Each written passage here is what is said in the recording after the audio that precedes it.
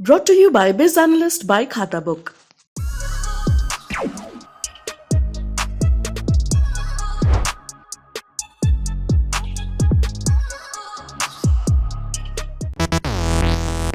देश भर में बढ़ती जा रही सांप्रदायिक हिंसा की घटनाओं के बीच रिजर्व बैंक के पूर्व गवर्नर रघुराम राजन ने बयान दिया है। कहा है कि अल्पसंख्यक विरोधी छवि बनने से भारत की अर्थव्यवस्था को नुकसान होगा।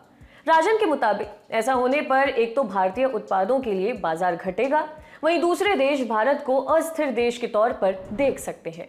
आरबीआई के पूर्व गवर्नर ने ये बातें times network India economic conclave में कही। उन्होंने कहा, अगर लोग हमें एक ऐसे लोकतांत्रिक देश के तौर पर देखते हैं जहां सभी नागरिकों को बराबर माना जाता है, इसके बाद अगर हम थोड़े गरीब भी हैं तो भी लोग हमारे प्रति सहानुभूति रखेंगे। वो कहेंगे कि मैं ये चीज उस देश से खरीद रहा हूं जो कुछ अच्छा करने की कोशिश कर रहा है, और ऐसे में हमारा बाजार बढ़ेगा। राजन ने आगे कहा कि ऐसा केवल लोग ही नहीं सोचेंगे, हमारे देश में अल्पसंख्यकों के साथ कैसा व्यवहार किया जा रहा है, इस आधार पर दूसरे देश की सरकारें भी अपना नजरिया बनाएंगी। सरकारें ये सोचेंगी कि क्या ये देश स्थिर है और भरोसा करने लायक है।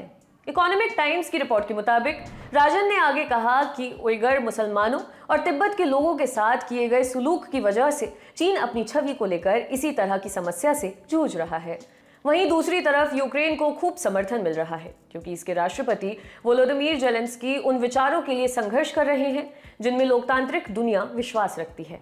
रघुराम राजन ने चिंता जताते हुए कहा कि चुनाव आयोग, ईडी और सीबीआई जैसी संवैधानिक संस्थाओं की आजादी छीन लेने से देश की लोकतांत्रिक छवि पर असर पड़ता है।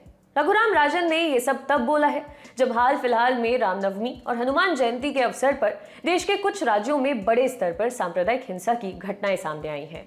सबसे ताजा घटनाक्रम राष्ट्रीय राजधानी दिल्ली के जहांगीरपुरी इलाके का है, जब 16 अप्रैल को हनुमान जयंती के उपलक्ष्य में एक शोभा यात्रा निकाली गई, जिसके बाद इलाके के कुशल चौराहे के पास दो समुदायों के बीच हिंसा हुई। इन घटनाओं में राजनीतिक धड़े अपने तरीकों से बटे हुए हैं, आरोप प्रत्यारोप चालू है। सांप्रदायिक हिंसा की इन घटनाओं के बाद प्रशासन की कार्रवाई का मौका आया।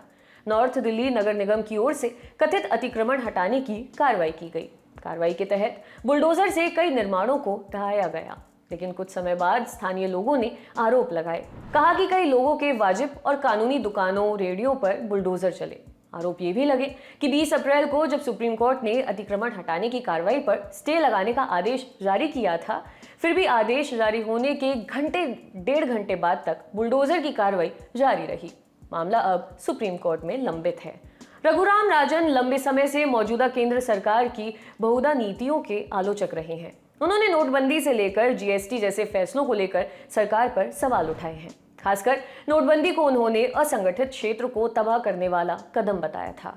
आर्थिक नीतियों के साथ साथ राजन दूसरे मुद्दों पर भी केंद्र सरकार की नीतियों की आलोचना करते रहे हैं। आपके लिए खबर लिखी थी हमारे साथी मुरारी ने। शुक्रिया।